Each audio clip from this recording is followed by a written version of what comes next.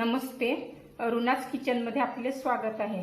आज मी करणार आहे कारळ्याची चटणी।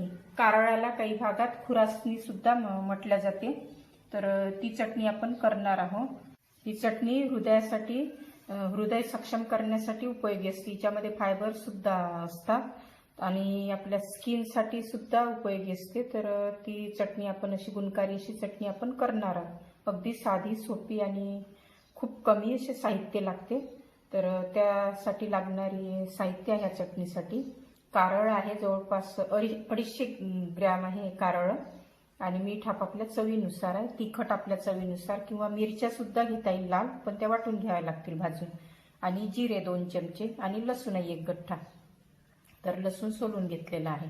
तर हे आता साहित्य आपण आधी कारळ भाजून घेणार आहोत। तर कारळ मी कढई गरम करायला ठेवली, तर आता भाजून घेणार आहे।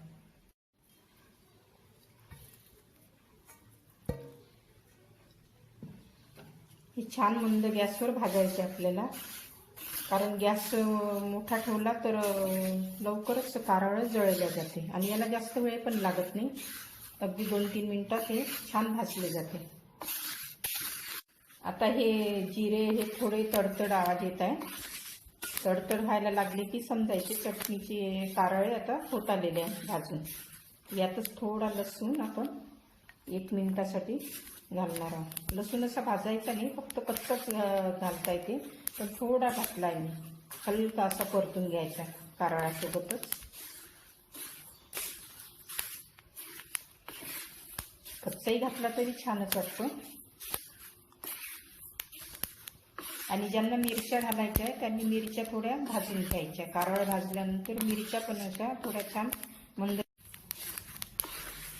आता छान असा तडतड आवाज येत आहे।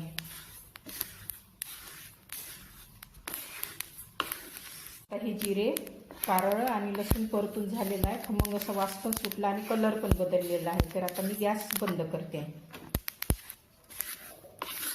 आता याला आपण थंड होऊ द्यायचे।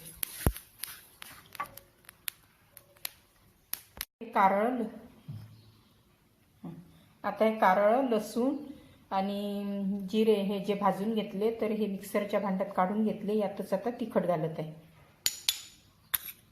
तिखट आपापल्या चवीनुसार।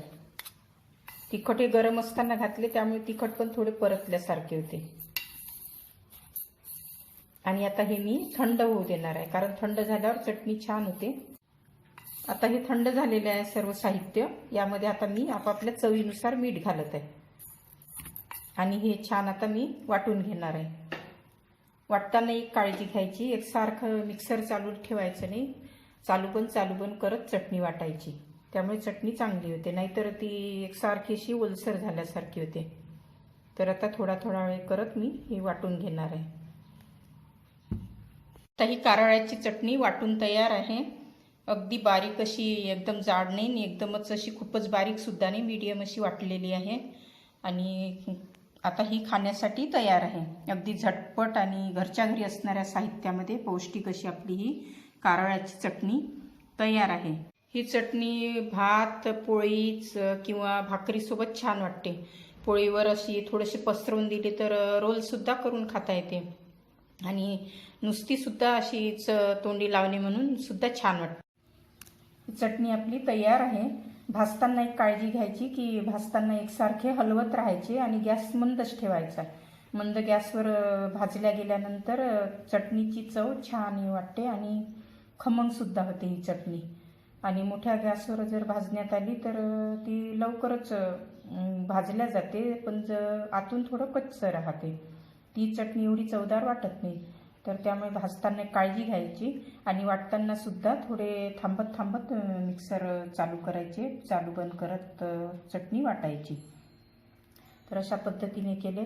आणि ही चटणी साहित्य सर्व भाजून झाल्यानंतर थंड झाल्यानंतरच वाटायची, आणि नंतर मग पुन्हा थोडा वेळ थंड झाल्यानंतर मग हवाबंद डब्यामध्ये भरून ठेवायची।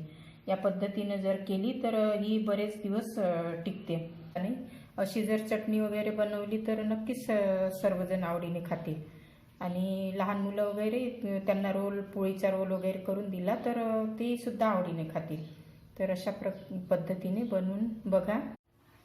या पद्धतीने ही चटणी करून बघा आणि कशी वाटली तर आपल्या सूचना माझ्या चॅनलशी शेअर करा.